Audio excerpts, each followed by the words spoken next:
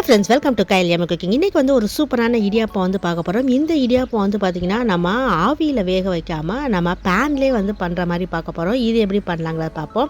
1.5 cup வந்து நான் வந்து மாவு எடுத்திருக்கேன். இந்த 1.5 கப்புக்கு வந்து பார்த்திங்கன்னா 1.5 கப்பு வந்து தண்ணி ஆட் பண்ணிக்கோங்க. 1/4 டேபிள் ஸ்பூன் வந்து சால்ட் ஆட் பண்ணிக்கோங்க. இப்போ வந்து இடியாப்பம் வந்து ஒட்டாமல் வர்றதுக்காண்டி வந்து கொஞ்சமாக வந்து பார்த்திங்கன்னா எண்ணெய் ஆட் பண்ணியிருக்கேன். ஒரு டேபிள் ஸ்பூன் கிட்ட இது நல்லா மிக்ஸ் பண்ணிடுங்க.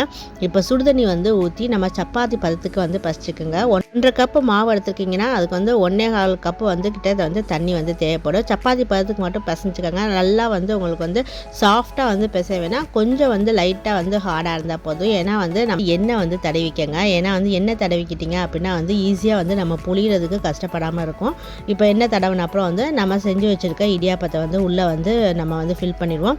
ஃபில் பண்ணிவிட்டு இப்போ வந்து பேனில் வந்து பார்த்திங்கன்னா எண்ணெய் ஊற்றிட்டு அதை வந்து நல்லா எல்லா இடத்தையும் ஸ்ப்ரெட் பண்ணுற மாதிரி வந்து தடவிட்டு இப்போ வந்து இடியாப்பத்தை வந்து இதை புழிஞ்சிடுவோம். இந்த இடியாப்பம் புளியும் போது பார்த்திங்கன்னா அடுப்பை வந்து பார்த்திங்கன்னா மீடியம் ஃப்ளேமில் தான் வச்சுருக்கணும். ரொம்ப ஹை ஃப்ளேமில் வச்சிங்க அப்படின்னா வந்து அப்படியே வந்து தீஞ்சிடும் டக்குன்னு.